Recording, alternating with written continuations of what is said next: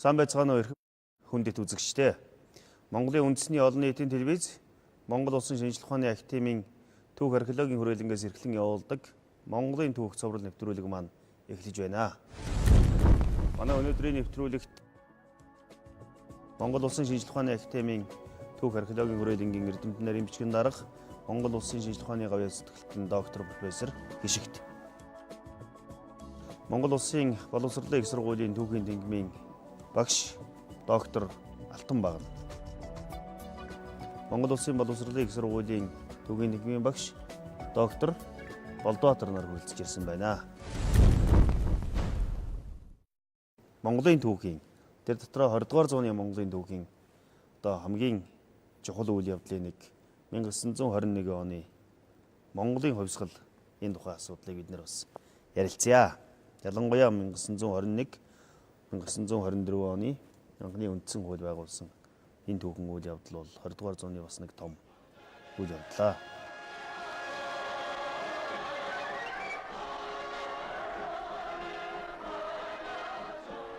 Бидний улс эвсэн заа нэгдэг гэж нийт нэгэн хүчийг нийлүүлэн нэгэн зэрэг зориглон хөдөлбөөс үл хүрэх газаргүй бөгөөд мэдэхгүй чадахгүй хэмээх явдлаа огтгүй болж үрд цэнгэлийн мандайг олж болохыг дан ганц бидний сэтгэлийн чин зэрэг мэднэ.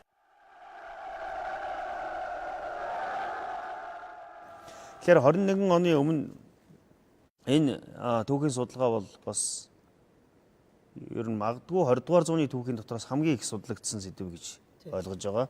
Энэ 21 оны хувьсгалын түүхийн судалгааны тухай гол их сурвалжийн тухай бас Гишигт доктор хэлэх үү. Тэгэхээр 20 дугаар зууны Монголын түүхийн гарамгай үйл явдлаар тодорсон энэ 21 оны хувьсгалын түүхийг бол одоо 100 дамжин судалж байгаа. Маш ариун их баримт хэрэглэгдэхүүн судалсан олон 10 ном бүтээл гарсан. Зүгээр манай түүхийн судалгаанд 21 оны түүхийн хувьсгалын түүхийн судалгаа бол орчин үеийн түүх төр дотроо улс төрийн түүхийн судалгааны тэргүүлэх чиглэлийн нэг болж ирсэн. Үечлэлээр нь аваад үзэх юм бол яг бид нар 3 үндсэн үед бол авч үздэг. 1921 оноос 1950-ад оны дунд үе хүргэж байгаа. Энэ маань бол дотроо бас 2 шаттай. Эхний 1921 оноос 1930-ад оны дунд үе хүртэл 1930-ад оны дунд үеэс бол 50-ад оны дунд үе буюу Бүгд найрамдах Монгол ард улсын түүх нэгэн бот зохиол гаргаснаар тэгээд 50-ад оны дунд үеэс 1980-ад оны сүүл үе хүртэл бол бас нэг том үндсэн үеинд авч байгаа. 1990-ад оноос хойш нийгмийн систем өөрчлөгдөж түүхийг үзэх үзэл хандлага өөрчлөгдсөн. Түүхийн судалгааны их сурвалжууд дэлсэнтэй холбогдуулаад бол бас нэг цоошин үе бол эхэлж байгаа. За монголчуудын хувьд энэ түүхийн судалгааг нь аваад үзэх юм бол Монголын хувьсгалын түүхийг бол зөвхөн одоо манай үндэсний түүхчид эрдэмтэд бол судлаад байсангүй. Энэ Монгол нь өөрөө бол бүс нутаг болон дэлхийд одоо улс хоорондоо харилцаанд чухал ач холбогдолтой улс борлогын хувьд бол энэ үеийн түүхийг шинэ үеийн түүх дотроос нь энэ 21 оны хувьсгалын түүхийг бол бас чухалчлан үзэж судалсан гэдгийг бол хэлэх ёстой. Тийм учраас бол бүтээл ариун. За үндэсний түүхчдийн хувьд үзэх юм бол 1921 оны хувьсгалын түүхийн судалгааны эхийг нь бол эхлээд бол тухайн үйл явдалтай оролцогчд нь гэрчин болсон 21 оны хувьсгалыг удирдан манлайлж идэвхжүүлэн оролцож явсан нам төрийн зүтгэлтнүүдийн бичсэн дурдтгал зохиолууд бол гол цөмийг нь бол 20-30-аад онд бүрдүүлж байгаа. За энэ дотор бол бид бүхний маш сайн мэдхээр бол хамгийн түрүүнд холбогдох зүйл нь бол Монгол ардын намын түүхэнд холбогдол бүхий зүйлүүд гэсэн энэ 28 онд гарсан одоо 15 өгүүлээ багтаасан ийм одоо эмхтгэл байгаа. За яг одоо хувьсгалын түүхийг тусгайлан бичсэн ном гэх юм бол 1934 онд та бол өөрөө сайн мэдж байгаа 1900 ардын хувьсгалын 10 жил Бүгд найрамдах засал тунхагласны ойд зориулаад тийм ээ Монгол улсын түүхийг бол одоо олон ботоор бичихээр бол шийдвэр гарч эхний 3 бот нь бол 34 онд гарсан. Тэдний нэг нь бол Амаргаа болон Дэндуга зохиолын дараагийнх нь бол Чойвесн Лосол Дэмэд 3-ын бичсэн Монголын үндэсний хувьсгалын анх үүсэж байгуулагдсан түүх гэсэн 2 дэвтэр байгаа. За энэ 20 дугаар зууны гол үйл явдал 21 оны хувьсгалын түүхийг та сая хэллээ оролцогчд гэж манай одоо үндсэн хуулийн 10 жилийн хойд зориулж 4 бот зохиол бичгээр эхэлсэн. За мөн Магсар хурцын зохиол тийм 21 оны энэ асуудлуудаас хойш ингээд 20 дугаар зууны ширэн дүүгээ юм олон хүн судалжээ. Хятадын харгас цэргийн эрхтэн нар Монголын автономит эрхийг шууд цэргийн хүчээр устгахыг шийдэж байна. Тэгээд ч тэд хормоо санаандан хүрч автономит засгийг цэргийн хүчээр унгаж цусд дарангуйлан тогтоолоо. Энэ бол Монгол улсын түүхийн хамгийн харанхуй хуудсуудын нэг нь байна. Гавин зэргүүд Монголд дураар дүрэн ард олныг төвийн суйтгэж эхэллээ. Гэвч ард түмэн нэгэн зур хүчинд давтагдсан боловч зориг мятарсангүй шин тэмцэлд хүчрүүлж гэлдэн ирдэн бууган цэнэглэн бэлтгэлээ. За энэ 21 оны хувьсгал бол гинт гарч ирээгүй. Тий. Ямар ч хэлсэн нэг урдчилсан нөхцөл байдал бэлтгэл үүсэх одоо үндэс байгаа. Тэгэхээр Алтан баган доктороос би эхлээд тодруулъя. Энэ 21 оны одоо хувьсгалын ялангуяа энэ ардын нам байгуулагдсан үйл явц энэний өмнөх одоо нөхцөл байдлын талаар бас ярьж хөө. За 1911 онд бол монголчууд тусгаарталтай болж төрийн тусгаарталтай болж гисэн. За харамсалтай нь энэ төрийн тусгаарталт нь бол 1915 онд бол автономит эрхтэй хятадын бүрэлдэхүүнд орж буурсан байгаа. Тэгээд эцэст нь бол 1919 онд энэ автономит эрхийг бол монголчууд тусгаарталтай алдаж хятадын хэрэгшээлд орсон. За энэ нөхцөл байдал үндсэндээ Монголд улс төрийн нам байгуулагдах, нууц улс улмаар улс төрийн нам байгуулагдах үндсэн нэг нөхцөл шалтгаан гэж үзэж болно.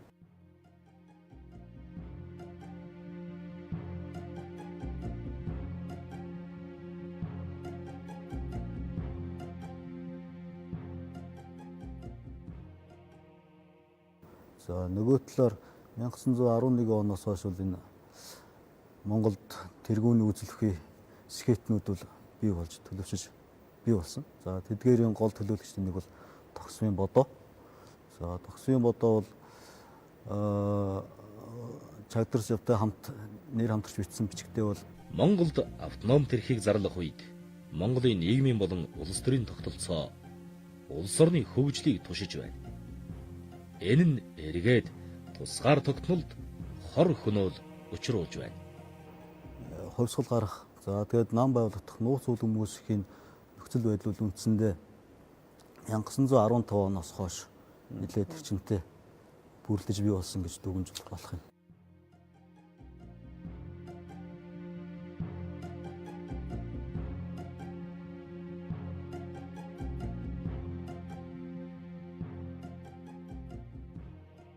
Тэгэхээр аливаа сөрөг юм бол бас эерэг юм бий болгодог гэж бодож байгаа. 1915 оны Хяхтын гэрээний дараа бол үндсэндээ Монголын төр бол бүр хямарсан. Тийм ээ? Одоо за нөгөө олон ноёдууд бол амиа бодоод нутаг явсан. Ер нь төрийн хээл хахуул замаа алдсан. Монголд одоо асуудал олон бий болсон.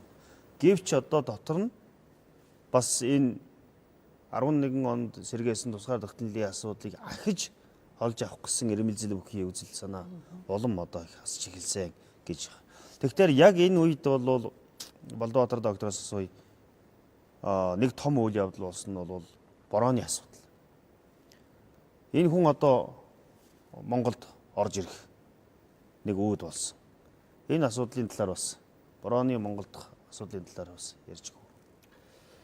За борооны талаар бол сүүлийн үед нэлээд зарим хүмүүс бол одоо юу гэдгийг яг уучлаарай энэ дээр хэлэхэд бол баг бороон гол үүрэг гүйцэтгсэн гэж хэлээд байна шүү дээ. Үнэхээр тийм юм уу? Эсвэл ямар үүрэг гүйцэтгсэн? Энэ тухай та бас нэг үзэгчд маань Монголд сэргэлж орж ирсэн явдал бол үндсэндээ хүчний харьцааг өөрчилсөн.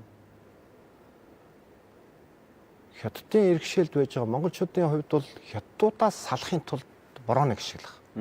Эргээд борооныг нь орсуудаар цохиулах гэсэн ийм бодлоор шилжсэн юм шиг байна. цагааныг харыг тийм ээ? Тэгээд цагааны нь улаанаар гэсэн. Улаанаар цохиулаад ингээд эцсийн дүндээ бол төрийн тусгаарлалтанд л олж явах гэсэн. 1921 оны 2 дугаар сарын 3-нд хүрээнээс хятад цэргийг хөөж шойр хаалганы байлдааныг амжилттай удирдсан учраас Уг хааны зарилгаар өөмгөнд хааны зэрэг дархан хөшөө чин өнгийн хэрэм улсыг мандуулагч Ихватар Жанжин цол шагнажээ. Тэнд бол хамгийн их тохирч ирсэн хүн бол энэ бороо өөрөө орж ирсэн. Тийм ч учраас борооныг дэмжиж маш олон монголчууд бол нэгдэж нээсэн. Хятадуудыг цогж гаргахын тулд.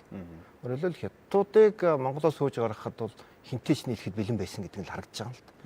Борооны Монгол цэргийн талаар тохиолбол гомсронгой тийм. Гомсронгой тусгай өгүүлбэрүүд бичиж гаргаж ирсэн. Тий.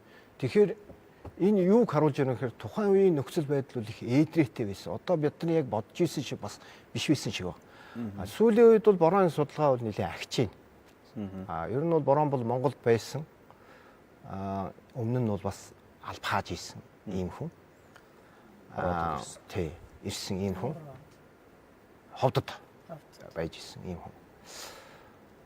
Тийм ч учраас Богд хаан Хятадыг зайлуулж Монголын төрийг дахин сэргийлсэн үйл явдалд авьяа байгуулсан учраас бороонд Баатар гэж. Тэгэхээр тэр агуулгаараа нэгэнт энэ бол баримт. Тийм учраас бид бол бороонд бол тодорхой хэмжээгээр хүндэлтэй хандах зүйсний шаардлага. Тэгэхээр сонирхолтой байдгийн ингээд материалууд үүсгэхээр борон орж ирэхийн өмнөх нь Богд шоронд орцсон. Тийм ээ. Тэгээ Богд бол өвгөн Донер Жамблын яриагаар бол намайг нэг хоёр хүн шоронгоос гаргана гэж. Нэг хүн бол Эрдэнэжанон Ширэн дамд, нөгөөх нь бол Хөвчин Жанон Цагбаатар хоёр. За гэтэл борон ороод ирсэн. Энэ бол тухайн үеийн нөхцөл байдалтай холбоотой. Борооны хэрлэн голын хөвөнд одоо унах унаагүй шахуу байхад мянган адуу авчирсан хүн бол Цагбаатрах Хөвчин Жанон ангийн хөшөө. Нөгөөх нь Эрдэнэжанон ангийн үеэлдүү Лувсан цэв. Ширэн дамдынгийн. Тэгэхээр тэр бол ямар ч юм нэг бодлоготой тийм ээ Богд хаанаас явуулсан бодлого юм байна уу гэж ингэж харагдахаар нэг юм харагддаг. За ингээд бороо Монголд ороод ирсэн. Энэ хүн одоо юу хийсэн бэ? Энэ хугацаанд. За тэгэхээр сая хэлээ одоо 1921 оны хувьсгалын өмнөх нөхцөл байдлыг бид нэр тодруулж ярьж байгаа нөхцөлд бол тийм ээ ер нь бол Монголд бол ээлж дараалал нь харийн хүч орж ирж байгаа юм л да. Эхлээд бол Шүшүү Жаны цэрэг бол одоо 1919 оны одоо 11 сарын 17-нд дээд дурлаар хилцүүлэл автономыг унгаагаал дараагаар нь 2 сарын 4-нд зарладаг шүү дээ тий. Өөрийнхөө ажил хэрэгээ явууллаа гэд. Ингээд нэг үндсэндээ нэг 5-6 сараа өнгөрч байгаа байхгүй юу. Тэгтэл бол энэ хооронд чинь манай одоо хувьсгалын эх орончид бол Зөвлөлт Орос улсад явцсан байгаа.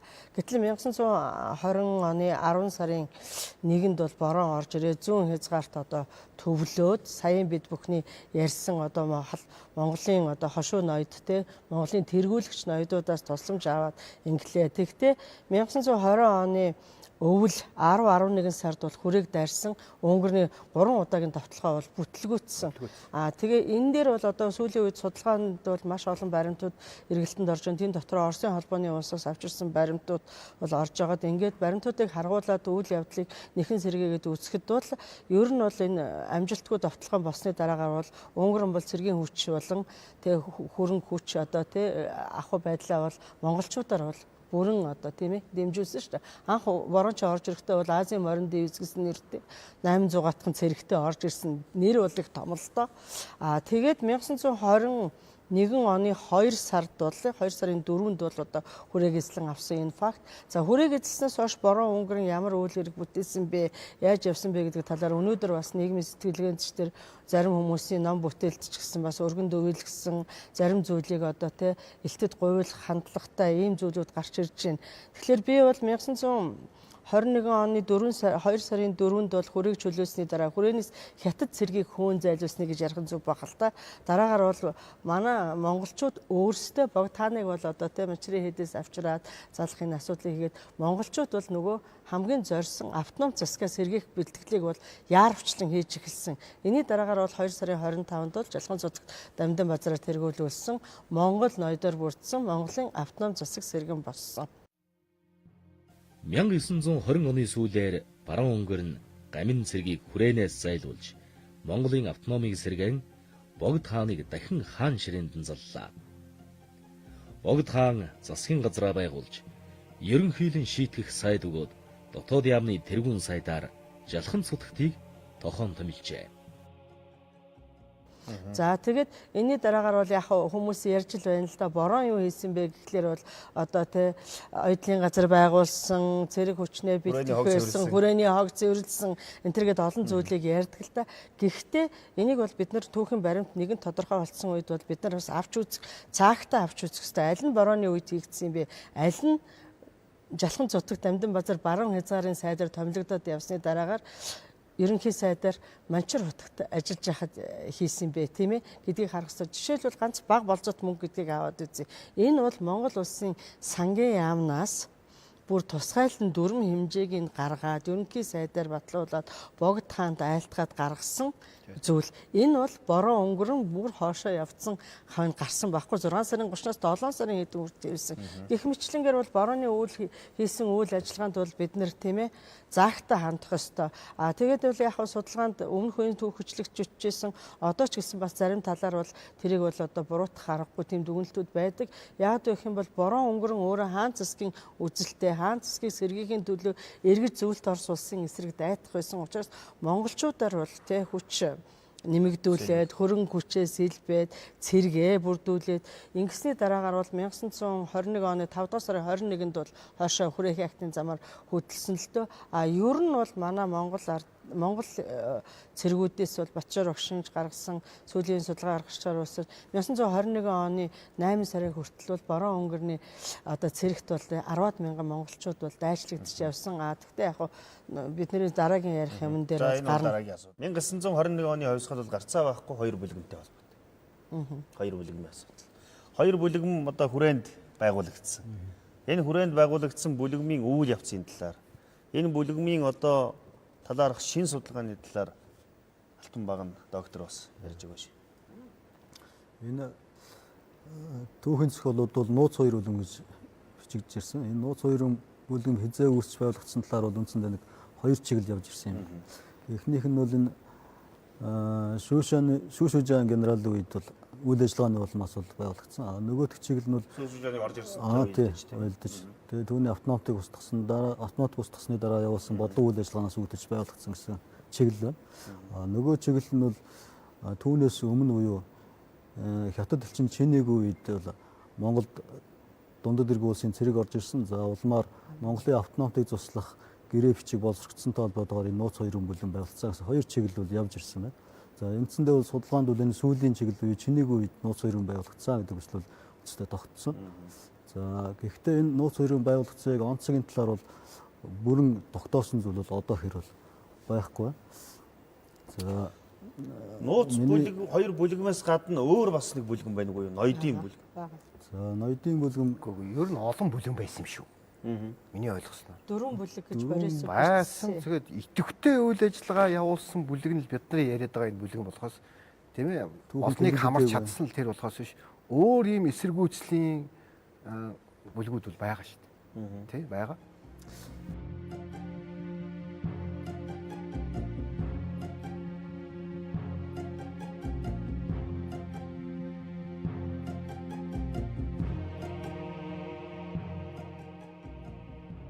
За юу ноёдын бүлгэм болж байсан. Гэхдээ энд бол зөвхөн ноёдууд биш дээд лам нар бас холбогдож байсан. Нууц харилцааны хусгалчдын нууц харилцааны дэлгүүр хүчтэй ноёдын нам. Чой улсын лосл нарын зохиолд бол засаг ноёд нарын анги бүлгийн нам гэсэн нэртэй угсаатны нам гэсэн. За Махсур хурцын зохиолд бол угсаатын хэрэмтний анги гэсэн ийм нэрүүд байгаа. Тэгээд тус бүлгэн бол өөрсдийгөө угсаатын хэрэмтний анги гэж нэрлэдэг. Тэр нэрийг нь давчлаад нөгөө бүлгэмүүд бол угсаатын ангийн нам гэж дууддаг болсон болтой гэж үзэж болох юм. Тэр одоо бүлгэмүүд байгуулагдсан. Тэр чинь дотроо нэг хэд хэдэн хүн ямар ч хэсэн зохион байгуулалтанд орж байгаа юм. Тэр 90-ад он хүртэл бол Сүхбаатар Чой болсон хоёр нам. За одоо бол Бодоо Данзан хоёр гэдэг асуудал яригдчихэж байгаа. Үнэхээр тийм хэн нэгэн одоо илүү лидер юм уу? Хэн нэгэн одоо бусдыгаа зохион байгуулж удирдах гэсэн тийм юм байна. За хүрээний бүлгэмийг бол үүсгэж санаачилсан байгуулахаас удаа энэ хэнийг санаачилсан бэ? Тэгээ хэн үүсгэсэн бэ? Байгуулсан бэ гэдэг нь жоохон заагтаа авчихсан зүйтэй юм шиг байна. За санаачилсан үед бол энэ Данзан, Бодоо хоёр хүрээний бүлгэмийг Данзан, консулын дэнжин бүлгийн бол бодоо санаачсан.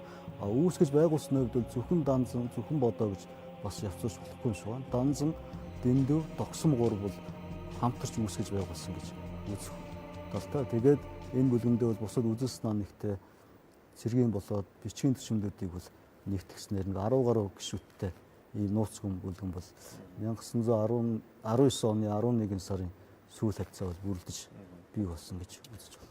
Хоёр бүлгэм нийлээд одоо ардын нам байгуулж анхны 7 тийм ээ. Анхны 7-гийн ингээ харахад их сонир харагддаг юм л да. Бие биендээ байхгүй юм яг энэ 7 хүн нөхсөн юм шиг. Тийм биз? Жишээлбэл цэргийн асуудлыг Сүхбаатар, бичиг хэргийн асуудлыг Догсон ч юм уу одоо бодоо хэр ч юм уу ингээд.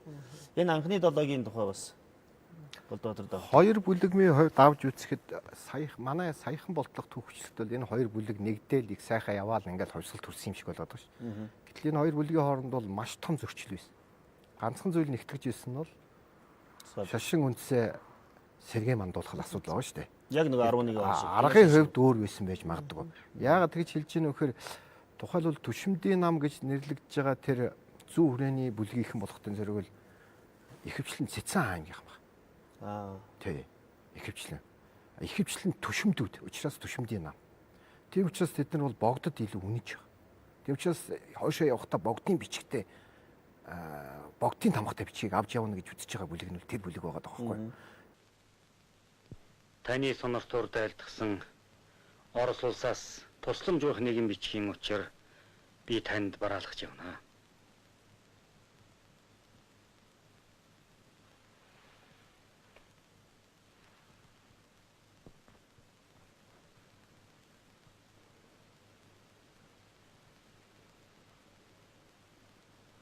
Улаан Орос чинь хаана ширээнээс нь буулгаж. Тийм ээ, 3 жил гаруй болж байна. Тэдний явдал гэдэн тамаагүй.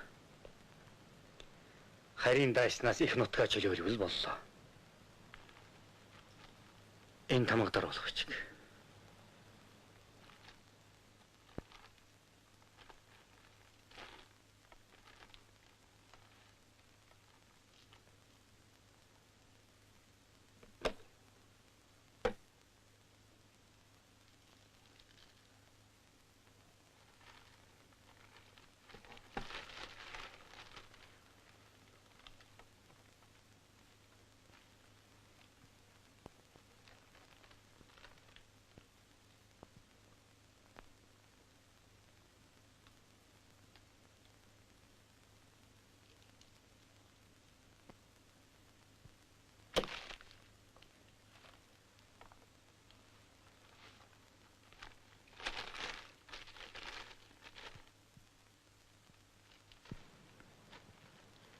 Ялалаа.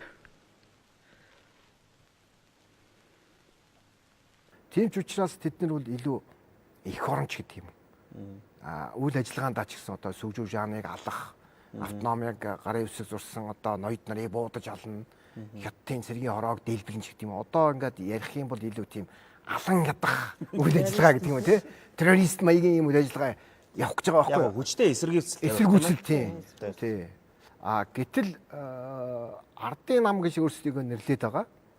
Бодоогийн бүлэг болохтой зэрэг бол илүү радикал бүлэг байгаа. Илүү ламнар илүү. Ламнар илүү.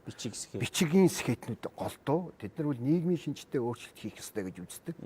Гадагшаа дотгошоо бол нэлээд яваад одоо хар яриагаар бол юм үзэж нүд тайлцсан улсууд. Одоо чагдарч яваас тий лосол байна. Лосол чи хайцсан юм. Англи хүртэл яваа. Тийм үү. Лосол бол одоо энтх мэнтх явж исэн шүү дээ. Бас явсан. Явсан хятад хятадаар явж исэн. Чагдарч бол чой болсон болохоор энэ хойд сурчсан. Папа маматайгаа ирсэн. Бодоо олохтой зэрэг тэр консулын бүлгэн дээр бичээд шүүмжилсэн одоо сэтгүүл зүг яваад байдаг. Тэгэхээр энэ илүү тийм радикал юм байна. Тийм учраас энэ хоёр хоёулаа нэг зорилготой байгаа боловч аргын хувьд өөр. Тийм ч учраас одоо хойно эрхүүд очичаад одоо тийм зөрчилдөөд гудамжны хоёр талаар хоорондоо мэдлэхгүй зөрж байгаа. Энэ үйл явдал ч гэсэн ерөнхийдөө хувьсгалын дараа ч гэсэн энэ үйл явц бол үргэлжилсэн байна. Зүгээр үйл явцыг нарийн ажиглах нь бол консулын бүлэгмээс бол ерөнхий сайд нар гарсан. Нөгөөдгөөс нь бол байхгүй шүү дээ. Тий. Тэгэхээр ийм зөрчил бол байгаа. Энэ зөрчлийг бол бид харах хэрэгтэй. Гэхдээ бол бие бинийг нөхөж байгаа тийм ээ. Нөхөж байгаа. Тэрийг үл үгүйсэх. Нэг талаас нь цэрэг магадгүй данзан Сүхбаатартангууд бол илүү одоо таны хэлдгээр хүчтэй эсэргүүцлийг тавьж одоо зоригтой тэмцэх. Илэрхийлж байсан. Нөгөө тал нь бол одоо Нийгмийн шинжилтэй тийм өөрчлөлт. нийгмийн шинжилтэй өөрчлөлт их суур тийм ээ. Ийм бас их сонирхолтой судалгаанууд гэж. Баримтыг нэмчмээр байна. Тэгээд энэ зөвлөлт Орос улсаас тусламж гуйхаар явсан одоо бид нар сая 2 бүлгийн асуудал руу орчлоо л да. Он цагаараа цаашаа явах бах. Гэтэ энэ дээр бол нэг зүйлийг хэлэх ёстой. Одоо манай хүрээлэнгийн төв археологийн хүрээлэнгийн баримт мэдээллийн төвд бол Маслаковын дуртгал Монгол улсад байгаа цорын ганц дуртгал хадгалагдаж байгаа л да. Энэ дуртгалаас бол их олон зүйлийг бас тодруулж болно. Нөгөө 6 сарын 25-нд Монгол Ардын нам гэж байгуулагдсан юм үгүй юм уу гэдэг.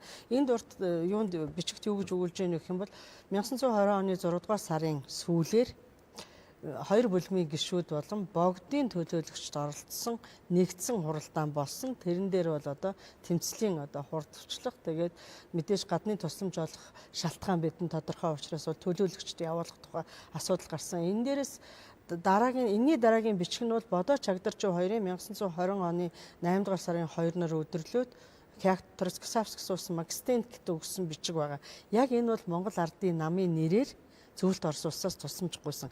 Тэр бичгэн дотроо бол одоо түрүүн Алтан баган докторын хэлсэн тэр автономтын үеэс бол одоо нийгмийн эдийн засгийн нийгмийг өөрчлөх гэсэн үзэл бүхий хэсэг бүлэг хүмүүс байсан гэдгийг хэлчихэж байгаа нь бас Болдотор докторын сая тэр үзэл санаа болон цаашдын хувьсгалын үр дүнтэй холбогдож ярих баг гэж би бодож байгаа.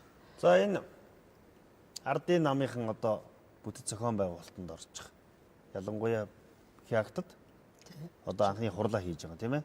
Энэ хурлын одоо протокол бүх материалууд түүхийг эргэж харах, ахиж үнэлэх одоо шин судалгаанууд хийгдэж байгаа байна. Энэ талаар бас энэ сая Болдотор доктор хэллээ. Энэ нууц зөвлөгөмүүд бол ямар ч зөрчил бэрхшээлгүйгээр энэ замыг бол туулаагүй. Бас үзэл санааны зөрчил байсан, хоорондын бас өрсөлдөөнч байсныг бас үгүйсэхгүй тийм ээ. Тий. бас гадаад хүчин зүйл байсан. Өөрөө тий байсан. Энэ улс төрийн нам байгууллагын гэдэг бол үндсэндээ бол засаглалын хэлбэрийг л өөрчлөх гэсэн үг шүү дээ. Тийм ээ. Тэгээ энэ үндсэн зорилгыг бол хэн тээж авсан бэхээр энэ бодоод тээж авсан юм л гэж бодож байгаа. За тэгээд сая бас шиг доктор хэлээ 1920 оны 6 сарын 25-нд Монгол Ардын нам байгуулагдсан гэж үздэг түүхчд бий. За энэ үзэл бол арай ташаа юм уу гэж бол миний хувьд үздэг. Учир нь юу гэхээр 1920 оны 8 сарын 20-доор бол эрхүүд бидний ярьж ирснээр анхны төлөө очиж зүйлт орсолтын талтай бол хилцээр хийсэн. Тусламж гуйх. Тэгээ энэ хилцээр үеэр бол Оросын тал бол Монголын төлөөлөгчдөөс зөвхөн өөрсдөө Ардын нам гэж нэрлсэн 3 хүнийг бол тусгайлж авч бол хилцээр хийсэн. Тэгээ энэ үеэр бол энэ Ардын намын за миний бодлоор бол Бодоо Чагдарж авч чой болсон 3 байна. Тэднээс бол юу гэж мэдгдсэн бэхээр Түшмдийн нам одоо бол Ардын намтай нэгдэн нийлээг байгаа гэж аль биесээр мэдгдсэн байдаг. Тэгэхээр энэ 20 оны 6 сарын 25-нд бол Монгол Ардын нам гэдэг хувьсгалт байгууллагууд нууц хоёрын өмнө нэгдсэн гэдэг нь бол арай түүхийн баримтаар бол бас бүрэн дүүр нотогдохгүй хойш үйл явдалтай бол бас зөрчилдөд байгаа юм л та. Тэгэд энэ 20 оны 8 сарын сүүлээр бас эрхүүгийн хилцээрээр бол хоёр бүлгэм нэгдэж улс төрийн нам байгуулах гол тохиролцоо бол энэ эрхүүд бол хийгдсэн нь бол энд боловсрогдсон баримтчгүүдээс бол ер нь ажиглагдаж байгаа.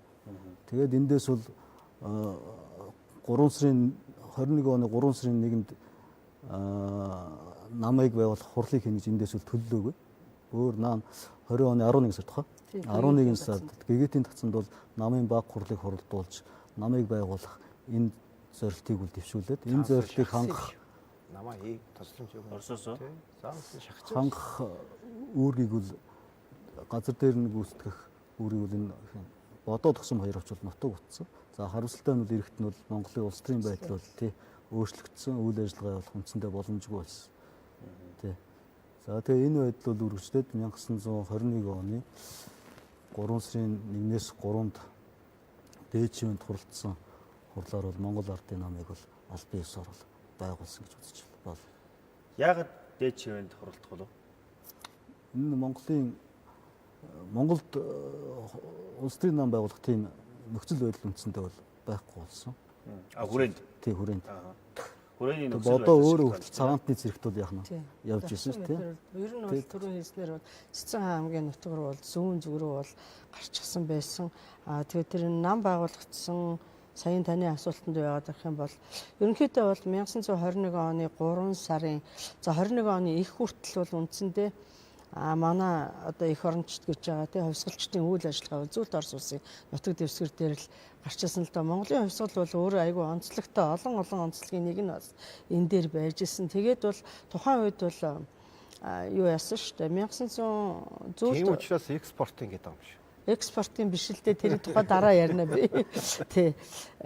Тэгж хийсэн. Тэгээ нөхцөл байдал энд чинь бол ГГТ-ийн датсанд 11 сар тийм гэсэн боловч цэрэг байгуулсан тийм одоо таны хэлж байгаагаар бол тэр заавар зүгэл чиглэл өгсөн гэж байна. Тийм зүйл бол баримтанд байна.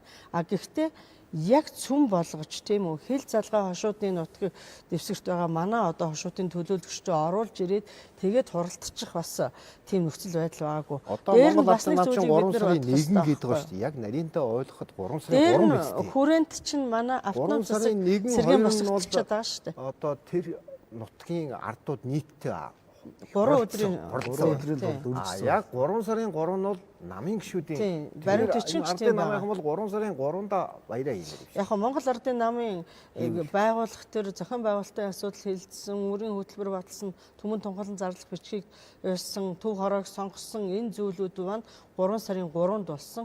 Тийм учраас бол Монгол Ардын намын хурлын бичиг гээд хуралдааныг бол Сүхбаатар даргалсан байгаа.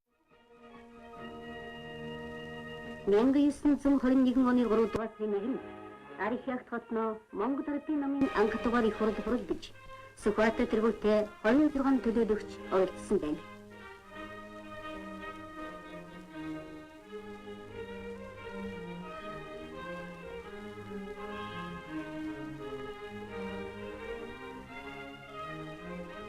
Энэ хурлаас намын төв хороог сонгож ардын журам цэргийг эсвэлэн зохион байгуулах ажлыг түргэх ба зэвсэг тэмцэл идэвхтэй бэлтгэх зорилгоор нөхөс Сүхбаатарын ардын журам цэргийн жинжнаар томилжээ. Ардын намаас эрмэлзэх 10 зүйл гэдэг түүхэн баримт бичиг баталсан намаас хувьсгалын ажлыг удирдах програм болж өгчээ. Нэгэн дэхэлсэн хурал 3 тий шийдвэр гаргасан. Гэхдээ 1-2-ндоо бол тэр хушуу шавийн ардууд оролцож байгаа. Намын гишүүнд биш. 3 дахь өдөр нь бол намын гишүүнгэд тоцолж байгаа өөрсдийг. Энэ одоо бүр нарийн яриад энэ 3 сарын 1-ний чинь аргын тоол юм уу бэлгийн тоол? Энэ бол яг аргын тооллоор явчихж байгаа тий. Тэгвэл одоо бас хэрэгж яах тийм ээ. За ингээд хурал ардын нам албан ёсоор 3 сарын одоо 1-нд байгуулагдаж байгаа. 3-нд гээд ах чинь 1-нд гээд ах. За 1-нд За 1-ээс 3-нд тийм. Энэ бол 3 сарын 2-нд гээд анхны гишүүдээ бүртгээд авцсан. Тэгээ 3 сарын 2-ыг бас яах вэ? Гэхдээ 3 сарын 1-нд ч 17 хүн бүртгэгдсэн байна. Бүртгэгдсэн тий 17 тий. Тийм болохоор тэгэхээр одоо 3 сарын 1-нд гарцаг байгаа. Нам байгуулагдсан гэдэг яг юугээр тооцох юм гэдгээс л хэлнэ шүү дээ. За ер нь агуулгаар нарах юм бол тийм ээ. эх орончдын хуралдсан өдөр нь 3 сарын 1. Яг. Тийм. Яг таны энэ хувьсгалчдын биш. Тийм, эх орончдын биш. Тийм, эх орончдын. За. Яг энэгээр нэрлэгдэж байгаа шүү дээ. Монголын хувьсгалчдын зөвлөгөөн гээд баримт бичгийн их бүх үндсэн баримт бичиг гарсан байгаа. Аахгүй яг нарийнтаа. За 1921 оны хувьсгалыг сая Болдотор докторийн хэлдэг. Үнэхээр тийм. Энэ 21 оны хувьсгал бол сая бид бүхэн хэлсэн Монголын одоо дотоод ертөнцид болсон энэ олон үйл явдлууд энэ асуудлыг хэлсэн. Гэхдээ гадаад нөхцөл байдлын хувьд бол нөгөө 11 оноос ялгаатай нийгэм нь өөрчлөгдсөн Орос орн. Тийм ээ. Тэр нийгмийн зорилго нь бас нэг арай тэр үзэл санааг тэлэх гэсэн бодлого бас байсан. За энэтэй холбоод ихэнх хүмүүс бол хэлдэг. Оросын талаас одоо улаан Оросын нөлөө байсан гэдэг ч юм уу ийм юм байна. За мэдээж энийг бол үүсэхгүй. Гэхдээ энийг яаж монголчууд ашиглаж чадсан юм бэ? Яаж ямар үйл явц өрнөсөн юм бэ гэдгийг бас гişг доктороос би тодруулах. За тэгэхээр 1921 оны 3 сарын 1-ний үйл явдлыг бид нэр ярьчлаа 3-ны. Энэний дараагаар бол 3 сарын 13-нд бол төр засгийн газар байгуулагдсан. Яг л мөн л адилхан байгуулагдсан. Тэгээд ингээд 3 сарын одоо үндэсний эрх чөлөө тусгаар тогтнодын тэмцэл маань бол одоохондоо хувьсгал руу ороогүй байна шүү дээ, тийм үү?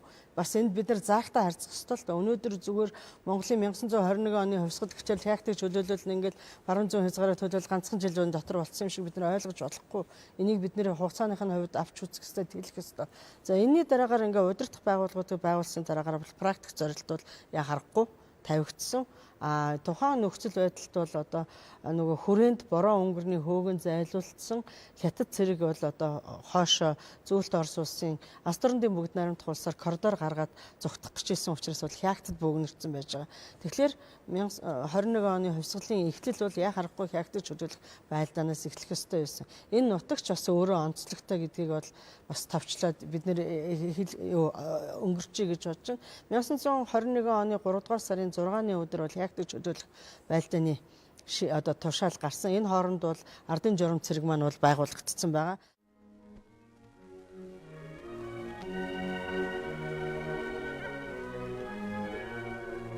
Монгол нутгийг цагаантны үлдэгдлээс бүрмөсөн чөлөөлтөл улаан армийн ангиудыг тус улсын нутаг дэвсгэрт баялагыг хүссэн Монголын засгийн газрын хүсэлтийг зөвлөлт засгийн газар дэмжин хүлээн авсан бидэв.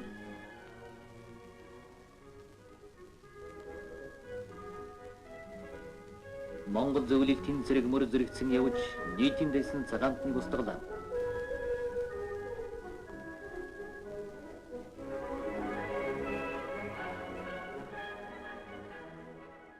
За ардын журам цэрэг дээр бол энд зүгээр одоо үйл явдлыг түрэгтгээд хэлчихвэл ардын журам цэргийг бол зөвхөн хяактын дөрвөн ороогоор бид хязгаарлаж болохгүй. Энийний дараагаар чөлөөсний дараагаар баруун хязгаарт хөвсгөл урeenхад Дамбын Чагдарж үеийн байгуулсан 2 хороо цэрэг, баруун дөрөвдийн 2 аймагт Хасбаатар Дамбадорж нарын байгуулсан баруун хязгаарын анхны отряд гээд өөрөөр хэлэх юм бол Монгол улс гамингаас хятадын цэрэг болон цагаантны бүлгүүдээс чөлөөлөгдөхийн төлөө монголчууд өөрсдөө өөрсдийнхөө үндэсний их ашигын төлөө боссон тэр хүмүүс бүх Монгол нутаг даяар байжээ гэдгийг хэлэх ёстой. Тэгээд эргээд хяактын чөлөөлөх байлдаан руу орох юм бол хяактын чөлөөлөх байлдааны тухайн шийдвэрүүд гараад ингээ 3 сарын 18-ны өглөө нар уулын оройд мандахт гэж байгаа маа тэр чи яг бичсэн байгаа. Одоо эхлээд хавар шүү дээ те эхлээд ингээд оройн 6 цаг хүртэл үргэлжилсэн. Тэгвэл энэ хяактын чөлөөлөх байлдаан бол зөвхөн ардын журам цэрэг дайрч ороод байлдааны төлөвлөгөөсөөр эзлээл ингэсэн юм биш. Сум хэрэглэн дуусаад буцаж ухарч гарсан хяактын улаан алтан боолог одоо тэр улаан боргос гэж байдаг. Тэн дотроос хятад цэргийн одоо нэг морт хороо бол их хүчтэй эсэргүүцэл үзүүлсэн энэ гэсэн хяактын байлдааны түүхэнд бол олон асуудлыг наривчилж ярих зүйл бол байгаа. Монголд хүч төрөн орж ирсэн хятадын дарангуйлагчид 1 жил гарийнхны дараа инхүү бото цэгэгдэн тус орноос хөөгдөн гарлаа. Зэрэг Өврийг хяактад богшиж байсан 10,000 гаруй гамийн цэргийг бут нэргэн устгаж тус хотыг чөлөөснөр хувьсгалын голомт газрыг бий болгосон ард түмний зэвсэг тэмцэлийн анхны том ялалт империализм феодализмыг эсэргүүцсэн ардын хувьсгалын эхлэлт боллоо. Партизан дамжин залуу ихэн тэр тухайгаан хөөрнөж байна.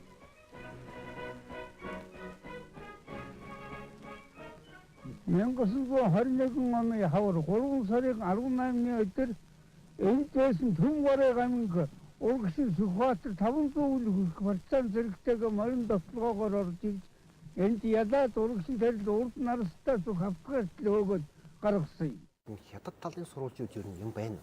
Хятад талын сурвалжууд дээр одоо бол яг манай судлаачдын ихэнх нь авч тулгуурлаг зүйл бол Чинзүн зоогийн ойрхон үеийн түүхэл байгаа л да. Тэн дотор бол хяактын байлдаан дотор бол хулгай монголчуудыг хэдэн зуугаар алуу гэж үтж хахад манай албан ёсны түүхчлэгт бол одоо ам эрсэцсэн 7 автагдсан шархагдсан 6 гэхлээр бол байж л байна л да. Яг одоо хятад би өөрөө бол хятад хэлгүй учраас бол тэр сурвалжийг бол мэдэхгүй байна. Яг уу ер нь хяактын яг энэ байлдааны түүхийн үйл явцыг бол хятад сурвалжаас гадна тухайн үед үзэж биеэр оролцсон байсан журам цэргүүдийн дурдгал гэж хасагдаагүй дурдгал гэж байна шүү дээ. Танаас төдийг хэзээ хэвлэх гэж байна. Удахгүй хэвлэх. Тэгэхээр яг энэтэй уялдаж бас нэг гас ирж байгаа юм нь бол энэ ардын журам цэрэг. Таны. За журам цэрэг гэж хэм бэ? Одоо хүмүүсийн ярьдгаар бол нэг улаан 5-30 малгайтай тэгээд нэг ийм ийм хүмүүс л одоо ороод ирсэн юм шиг ойлгож байгаа. Гэтэл энэ журам цэргийг чинь элсүүлэх гэж. Тийм ээ.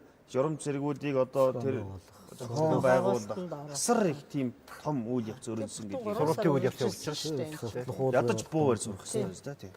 За энэ дээр бол 1921 одоо манай хувьсгалчид одоо хэлд авч орж ирнэ 21 оны ихээр 21 оны 1 сарын 18 23-нд бол зөвлөгөө болсон.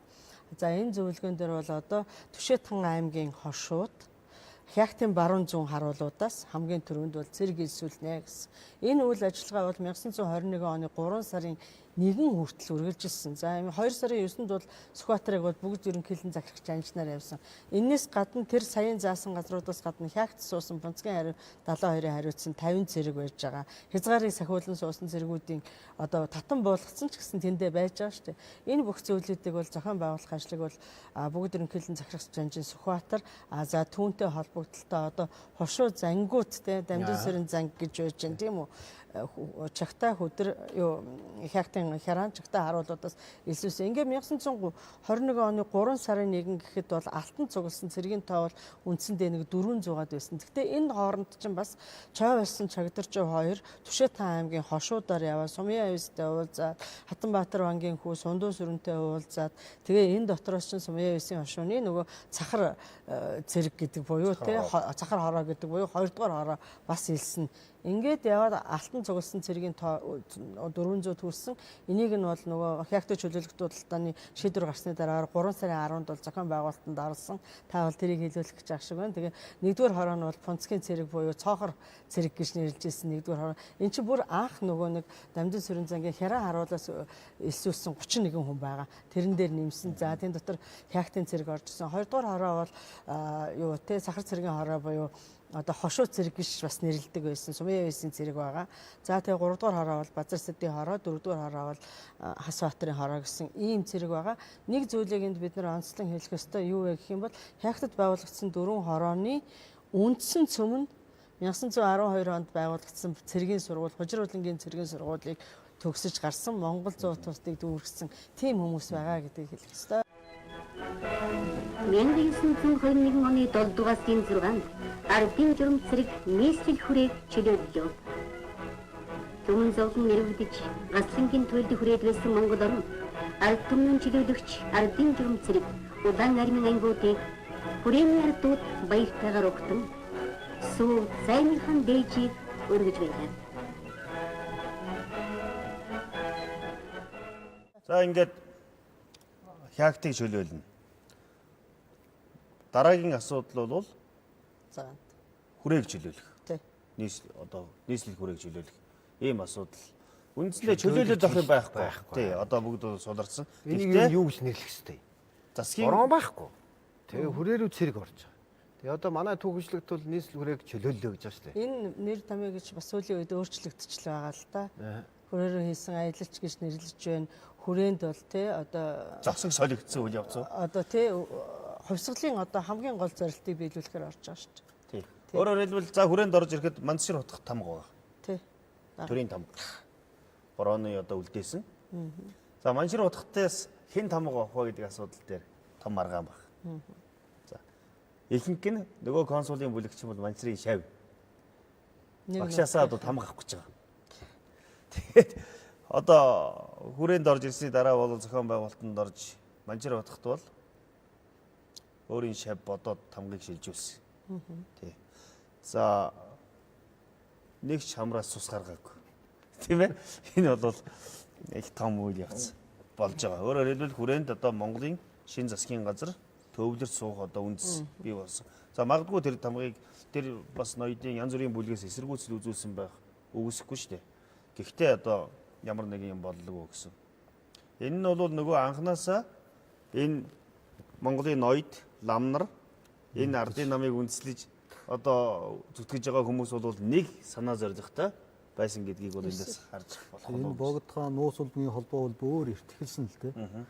Тэр шүүшүүж Монголын автономтыг хүчээр устгах тухай бол доод турал хэлцээд тэгээ доод турал зөвшөөрөхд бол тэр дээр бол энэ Данзан тогсон дэндүү 3 бол улсын доод турлын гишүүд нэр хөө гишүүдтэй бол хамтарч хуралдаад тэгээ ерөөсөө богдхоонд очиж хэрэг явдлаа алтгаад бичиг боловсруулаад тусламжийн бичиг боловсруулаад ч очоод хаант Орос улсаас тусламж авах тэр бичиг дээрээ тамууд оруулж авах гэж очсон байна. Тэгээ богдхоон бол төр дөдгөл зүрх шийдвэр өгсөн. Тэгэхээр нь хүрээний бүлгэн бол энэ үйл ажиллагаа цааш нь орхоогүй хааны зарлиг бол хүлээж чадахгүйгээр хаант Орос улсын консул бол шууд орлоод бол очиж бас тусламжийн бичгтээ очиж тусламж гуйсан. Гуйхдаа бол улсын доод хурл буюу ер нь ард түмний нэрийг барьж бол тусламж гуйсан. Харамсалтай нь Орлов ямар хариу өгсөн бэхээр танай улсын доод хурл бол ард түмнийг төлөөлж чадахгүй. Зөвхөн нийслэл хүрээний яамдын түвшиндүүд бүрэлдүүлдэг учраас бол та нар төдийгээр бол энэ тусламжийн асуудал хэлж чадахгүй. Харин хоёр бол нааш тариу өгсөн. Тэр нэг нь нөхөр хаант улсын холбоотон болох холбоотнуудаа бол энэ хяактын гэрээ жүжигч байгаа явдлыг бол уламжлая. Тэгээ богд тааны тамхтай бичиг бол байх бас засгийн газраас бол уламжлая гэсэн ийм хариуг өгсөн байна. Тэгээ эндээс эхлээл үндсэндээ энэ нууц үлгэмүүдийн хамтын үйл ажиллагаа бол үндсэндээ бие биенээ таньж мэдэх нягтрах үйл явц бол эхэлсэн. Тэгээд эхний удаа бол богд таан бол нягтрах биш харин хоорондоо зөрчилдөж байгаа. Бараа болгож ороо бол хүлээж авсан байна. Хоёр дахь удаа ирэхэд нь бол Данзан тогсон баяр бол богд таан бол биеэр хүлээж авч уулцсан. Энэ юуг харуулж байгаа нөхөр богд таан бол энэ нууц үлгэнд бол өөрөө ач холбогдлогч биеэр хүлээж авч анхаарал тавьж байгаа. Тэгээ хоёрдугаар бас нэг юм юу ажиглагддаг вэхээр энэ богд тааны хоёр удаа барахтаа бол хоёуланд нь тусламжийн бичиг өөрсдөө боловсруулж орсон биш үү? Тамгын даруулах гэж. Энэ юу вэхээр энэ хүрээний бүлгэн бол өөрөө үндэсний эрхчлөөний төлөө бие даасан урсгал учраас энэ тэмцлийнхээ бие даасан үйл ажиллагаа явуулах. Үүндээ бол энэ богд тааны дэмжлэгийг олох гэсэн ийм байшууртай байсан юм лөө гэж үзэж болох. Тэгэхээр энэ бол нэлээд эртнээс гэсэн гэж байна. За 1921 оны 7 сард 10-нд одоо хүрээнд орж ирж тийм ээ ардын засгийнхан одоо өөрсдөө засаглах болсон. Энийний дараа үүссэн нэг том асуудал бол Болдотор доктор асууя гэж бодож байна. Засаглалын хэлбэрийн асуудал. Засаглалын одоо цаашдын ямар хэлбэрийг баримталж явах вэ гэдэг асуудал үүсч эхэлсэн. Одоо аль хүмүүс хаан засгийг нь аль хүмүүс одоо ер нь ардын намынхны анхны баримт бичгүүд бол сонгуулийн хэрэгжилсэн улс байгуулах ийм үйл санаа туссан байна. Тэгэхээр энэ улсын үндсэн зарчмыг үндсэн хуулиндаа яа тусах вэ гэдгээс бүх юм шалтгаалах байсан. Тэгэхээр 1921 оны 3 сарын 13-нд ардын төр засгийн газрыг байгуулсан тогтоол дээр бол бичсэн байна. Ардын их хурлыг, ард олонны их хурлыг хурлдуулаад үндсэн хуулийг бол тогтоолгосон гэж. Үндсэн хууль цаазыг тогтоолгосон гэсэн. Тэгээ нөхцөл байдал улсын хурлыг хурлдуулах тийм нөхцөл байсан уу гэдэг асуудал гарч ирнэ. Дараа нь 8 сарын 31-нд ардын засгийн газрын тогтоол гарсан. 1 жилийн дотор бол улсын үндсэн хууль цаазыг баталж гаргасан. Тогтоол гаргасан. Ерөнхийдөө 1921 оны 7 сарын сүүлчээс 10 сарын эцэс хүртэл бол үндсэндээ энэ талаар идэвхтэй асуудал өрнөсөн юм шиг байна. Яг тэгэхээр одоо архивт байгаа тэр бодоогийн гэж нэрлэгдэж байгаа, цэвэний гэж нэрлэгдэж байгаа төслүүд үндсэн хуулийн төслүүд чухам энэ үед боловсруулагдсан болов уу гэж. Тэр яагаад тэгж үзэж байгаа нөхөр 1921 оны 11 сарын 1-нд Тангарын гэрээ байгуулагдсан. Ардын засгийн газар богд хаан хоёрын хооронд харилцааг зохицуулсан 9 зүйл үхий баримтж байгаа. Анхны одоо богд хаан болоод ардын засгийн газар. Тэгэхээр би бол энийг судлаач хүнийхээ хувьд бол энэ бол манай анхны үндсэн хуулийн шинжтэй баримт бичгээ гэж жалан хажуугын саналыг дэмждэг. Яагаад гэвэл тухайн үед нийгмийн зөвшөлтсөл бий болох үндсэндээ болоогүй. Одоо ламнар тийм үү, харчуул, түшмэд, ноёд маш олон нийгмийн нөлөө бүхий бүлгүүд байгаа. Тэдний одоо консенсусыг авна гэдэг бол цаг хугацааны хувьд ч боломжгүй байсан зүйл. Тэгэхээр энэ төслийг бол энэ Тангарын гэрээ гэж нэрлэдэг байгаа тэр 9 зүйлийг бол тэр бодоогийн боловсруулсан. Бодоо бол томс гэдэг шүү дээ. Бодоогийн боловсруулсан тэр 6 бүлэг 27 зүйл үхий тэр баримт бичгийн 1-р бүлгээс тасалж авсан гэж манай судлаачид үздэг. Тэгэхээр эндээс бидэнд нэг гаргалгаа гарч байгаа. Тэгэхээр нь юу вэ гэхтэн зэрэг бол бодоо бол өөрөө бол ерөнхийдөө хаан засаглалтаа хурлын байгуулалтаа англи хэв маягийн өөрөөр хэлбэл өөрийгөө ч тодорхой бичсэн байдаг. Тэгээ бид англи улсыг өмнөх толь болгон ухаас зохино гэж. Тэгэхээр англи маягийн тийм тогтолцоороо шилжих сонирхолтой байсан байж магадгүй. Тэгэхээр англи өөрөө үндсэн хууль болсон. Яг одоо бичмэл одоо энэ эгчийн бичсэн ном шиг үндсэн хууль гэж юм байна. Олон одоо эвлүүлдэг тоглоом шиг олон хуулиуд нийлж байж үндсэн одоо хууль гэж үндсэн улсын гол үндсэн харилцаагаа зохицуулдаг. Тэрийг үндсэн хууль гэж нэрлэдэг. Тэгэхээр бодоо магадгүй ийм одоо нийгмийн зөвшөлтсөл тогтоогүй үед бол одоо тохиолбол богд хаан засгийн газар хоёр байгуулсан гэрээвэл үндсэн хуулийн нэг хэсэг. Дараа нь нутгийн захиргааны дүрм, засаг ус, ван гөнгүүдийн эрх хэмжээний дүрм гэх юм. Ийм олон хуулиудын нийлбэрээр улсынхаа үндсэн хууль цаазыг мөн чанарыг тогтооё гэдэг тийм нөхцөл байдал бодож исэн баг. Тэгэхээр энэ агуулгаараа авч үзэх юм бол тэр 1921 оны 11 сарын 1-нд тэр бодоогийн боловсруулсан төслөөс татаж гаргасан Тангаргийн гэрээвэл манай анхны үндсэн хуулийн шин чанартай акт. Тэр бас сонирхолтой. Наад чинь бас сонирхолтой байна. Яг 21 оны 8 сард Туваа бас тусгаар болчихж байгаа. Туваа тийм ээ. Тэгтэл Туваа хамгийн дөрөнд бас яг энэ 8 сард үндсэн хуулийн их хийсэн. Энэ их одоо улсын номын архивд байна. Ноорог л доо. Манайд ирүүлсэн юм шиг байгаа ирүүлээд. Тэгэхээр хамгийн дөрөнд бол бас энэ асуудал руу засаглалын энэ хэлбэр рүү шилжих нэг юм явагдсан юм шиг байна. За ингээд Монгол улс тусгаар тогтнолоо тунхагласны үндэсний арчилсан хувьсгал ялсны дараа бол хамгийн том бэрхшээлийн асуудал гарсан. Энэ юу вэ гэхээр одоо гадаад ертөнцид яах вэ? Тийм ээ. Нөгөө Орос хятад хоёр дээр асуудал үүсчихсэн. Дундад иргэн улс бүр одоо дотроо хагараад ингээд асуудал үүсчихсэн. Оросд болохоор одоо шин засаг тогтнох гэж одоо үйл явуулж байгаа. Энэ үед одоо Монгол улс бас мэдээж анхнаасаа тусламж үзүүлсэн Орос улсыг төвших баг. Гэхдээ энэ бол үеэс эхэлж одоо Оросын нөлөө орж ирсэн. Тийм ээ. За энэ яг 1921 оны үндэсний арчилсан хувьсгалын дараагаар бол хувьсгал гэдэг маань өөрөө 1911 онд бид нэр байлдан олсон, дараагаар нь бол тасарсан. Тэгээ тусгаар тогтнолын сүүлчийн найдар болж исэн автоном засгийг устгасныг нь сэргээсэн. Өөрөөр хэлэх юм бол монголчууд эрхчлөө тусгаар тогтнолоо сэргээжлээ. Нэг чухал зорилт байсан. Тэр нь юу вэ гэх юм бол улс шиг улс суулж нийгмийн эдийн засгийн шинтгэдэг хийх ёстой. Энэ хоёр хос зорилго нь бол 1921 оны хувьсгалыг бол нөгөө үндэсний арчилсан хувьсгал гэж одоо бид нэр томьёолоход хүргэж байгаа. Хувьсгал. Яг бол нийгмийн байгууллагыг өөрчилж байгаа. Олон зуун жил оршин тогтнож ирсэн хаан төсийг эхлээд хаанаа бол хэмжээлээд 1924 он хүртэл хэмжээ цаацтай тэрний дараагаар бол нийтийн олонхын эрх ашигыг хамгаалсан засаг төрийн байгууллага төдийллийн хэлбэр байгаа. Яг тэгэхээр манайх 1921 оноос 24 он хүртэл үндсэн хууль хийх гээд оролдоод байгаа байхгүй юу? Оролдоод янз бүрийн орчуулаад 22 онд одоо Магцаржийн комиссийн байгуулаад ер нь тэднийг харж байхад бол ерөөс богдыг бол хаашаа чихгүй богд хаантайгаа дандаа төсөл хийж байна. Өөрөөр хэлбэл богдыг оролцуулаад 24 онд нөгөө богд өнгөрчхөөр л нөхцөл байдал өөрчлөж байгаа. Тэрийг бид нар сайн ойлгох хэрэгтэй юм шиг.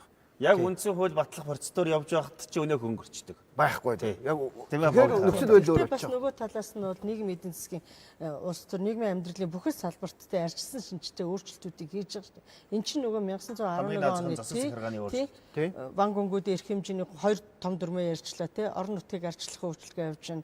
За хууль цаазаа шинжилж байна. Нийгмийн амьдралаа өөрчилж байна. За гадаадын өр мөрийн тэр эдийн засгийг тэтгэх гээд босгох гээд явж байна. Дээрээс нь соёл боловсрол. Өөрөөр хэлэх юм бол богд хаант Монгол улс гэж одоо тийм 1911 оны хувьсгалын дараагаар эхлүүлсэн тэр нийгмийн шинжилгээний үзэл санааг бол бодит үйл хэрэг болгоод явж байгаа байхгүй. Тийм учраас бол дан ганц богд явсан дан потгтын нас орсноор засаглалын хэлбэртийг өөрчлөхтэй бас арай жоохон утар зүтгэлтэй юм болов уу гэж би бодож байгаа байхгүй юу? Хэдийгээр тогтоож шийдвэр тэгж гарч байгаа ч цаг хугацааны хувьд бол таарч байна. Би шинжилттэй холиогүй байхгүй юу? Зүгээр манайх хийхэд богдын хүчин зүйл бол 24 он хүртэл байсан шүү гэдэг. Байгаа тэр бол мэдээж. Гэхдээ тэргүй 1921 оны хувьсгал чинь өөрөө үндэсний эвслийн бодлогыг хэрэгжүүлсэн. Энэ бол ерөөсө хамжлах ёсыг халснаар үйл явцвал ерөнхийдөө 22 оны 22 оны 1 сарын 5-ны тэр хамжлах ёсыг халсан үйл явцал өөрөө энэ хувьсгалыг маш тодтогч байгаа том үйл явц. Тэгээд би эргээд энэ түрүүн чулуун академичийн ярьсанд хариулах юм бол монголчууд гадаад ертөнцид яах вэ гэсэн тийм ийм зорилттой байгаа учраас бол монголчууд бол яах аргагүй тусгаар тогтнол, оршин тогтнолоо хамгаалаад хөгжил дэвшилт хүрэхэд бол бусад орнуудтай харилцаа тогтоох ёстой, найрсаг харилцаа байх ёстой, худалдааны харилцаа байх ёстой, өөрийгөө хүлээн зөвшөөрүүлэх ёстой. Энэ бүх үйл явцыг чинь мөн дахиад 9 сарын 14-нд нөгөө 12 улсад хандж байгаа шүү дээ тийм. анда дараагаар нь хамгийн том энэ гадаад харилцааны одоо манад болж байгаа үйл явдал бол 1921 оны 10 сард одоо тий 11 сарын 5-ны зөвлөлт Монголын тий тэр чинь бол Монгол Ардын засгийн газар ба зөвлөлт засгийн газар хоёрын хооронд явагдаж байгаа улс гэсэн статусаар биш засгийн газрын хооронд явагдсан ийм бол гэрээ. Эрх чөлөөний тэмцэлийн гал дунд Монгол зөвлөлтийн ард түмний хооронд үүсч тогтсон ангийн холбоо Ахан дүүгийн наримдал 1921 оны 11-р сарын 5-нд Москвад гарын үсэг дурсан Монгол зөвлөлтийн анхны түүхтэй хэлэлцээрээр Батчин бэхжээ. Владимир Ильич Ленин шууд оролцоотойгоор байгуулагдсан Монгол зөвлөлтийн энэ хэлэлцээрээ бол засгийн эрхийг баялдан авсан эрх чөлөөт хоёр ард түмний хооронд байгуулагдсан эрхтгч гэрээ байснаар олон улсын шинэ маягийн харилцааны анхны алтан хуудас болсон билээ. Их сони шүү 1913 оны Монголыг хятад тодолцсон зөвлөлт дундад иргэн улсын гэрээ 1921 оны Монгол зөвлөлтийн гэрээ 1924 оны хятад зөвлөлтийн гэрээ нэг өдөр болсон. 10 сарын 23 буюу 11 сарын 5 тийм дандаа нөгөө 13-оор нэмээд явчихсан тооллоо гэргийн тооллоо. Тэгээ 21 онд гаргасан тэр бодоогийн тунхагийн дараа ерөнхийдөө үйл явдлыг өөрчилсөн бид зөвлөлт орц улсыг түшгээсгээр аргагүй болсон нэг нөхцөл явдал бол Вашингтоны баг хурал юм байна. Вашингтоны баг хурал бол 1922 онд болоод тэр гэрээгээр бол тэр хилцээрт оролцсон бүх улсууд дундад иргэн улсын нутаг дэвсгэр засаг сахааны бүрэн бүтэн байдлыг хүлээн зөвшөөрсөн. Статус кво хүлээн зөвшөөрсөн юм гэрээ байхгүй. Тэгээ тийм учраас тэр гэрээний дагуу тэр хуралд оролцсон өрөндийн орнууд Монголын тусгаар тогтнолыг хүлээн зөвшөөрөх боломжтой болчихж байгаа байхгүй. Тэгэхээр ерөөсөө түших ганц толгуур нь зөвлөлт орц улсад үлдчихэж байгаа байхгүй. Өөрөөр хэлбэл тухайн үеийн Монголын шин төрөөс одоо дэмжиж тусламж хүсэх тэр үзэл баримтлалын хувьд таарах нь бол зөвлөлт орц улс. Тийм ээ. Гэхдээ яг бодог буруутгасан нэг зүйл бол нөгөө Сакубинтэй уулзсан асуудал байгаа шүү дээ. Тий. Буруутгаж байгаа байхгүй Америкийн одоо консулт хаалганы уулзсан асуудал. Тэгэхээр энийг бол нөгөө улс төрийн өөр дотоод өрсөлдөгчд нь бол ашиглаж байгаа байхгүй. Мэдээж энэ нөгөө Алтан баган докторын хэлдгээс нөгөө л өмнө ихтэй байсан консул хүрээний үлгийн хоорондын зөрчил энэ дээр гарч ирж байгаа байхгүй. Засгийн эрхийг аль нь авах вэ гэдэг асуудал. Тэгэхээр 1921 оны хувьсгалыг тойрч бид нэр ярилцлаа. Тэгэхээр 1921 оны хувьсгал бол монголчуудын хувьд 1911 оны хувьсгалын тасралтгүй үргэлжил. Гэхдээ цоо шин хүмүүс цоо шин нөхцөл дээр хийсэн нийгмийн шинжил хийсэн. Цоо шин зорилгын төлөө бас байсан. Тэгэхээр энэ бол 20 дугаар зууны магадгүй Монгол улсын өнөөгийн орчинд тогтоход гол үндэс болсон байхаа гэж үзэж байна. Тэгэхээр энэ бол түүхийн шинэ материалууд өмнө олон судлагдсан ч гэсэн шинэ материалууд, шинэ үзэл хандлага олон зүйл илэрч байна. Жишээлбэл сая Болдоодор докторын хэлсэн Сакубинтэй уулзсан тэмдэглэл, Сакубинтэй харилцсан одоо олон захидлын материалууд хэвлэгдэж гарч байна. Ардын намын байгуулсан тухай асуудал, тийм ээ, ардын журам цэргийн одоо бүрэн материалууд. Тэгэхээр эрхэм мөндөд үзэгчтэй Монголын үндэсний олон нийтийн телевиз, Монгол Улсын шинжлэх ухааны академийн түүх археологийн хүрээлэнгээс эрхлэн явуулж буй Монголын түүх зураг нэвтрүүлгийн энэ удаагийн дугаар Монголын 1921 оны хувьсгал байлаа.